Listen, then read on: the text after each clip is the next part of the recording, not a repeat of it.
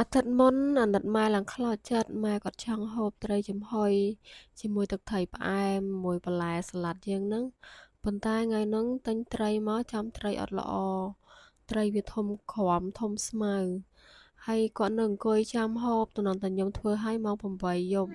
បងប្អូនអើយថ្ងៃហ្នឹងអាណិតគាត់មែនតើណាអង្គុយចាំយើងឡើងយប់ជ្រៅហើយអត់បានហូបទៀតតែថ្ងៃនេះបានសម្រេចហើយមើលតែមាត់គាត់ហូបទៅឆ្ងាញ់ណាស់ថ្ងៃនេះខ្ញុំទិញបានត្រីល្អល្អហើយក៏យើងទិញបន្លែទិញអីមកអំពងទៅជូនគាត់ហូបតន់គាត់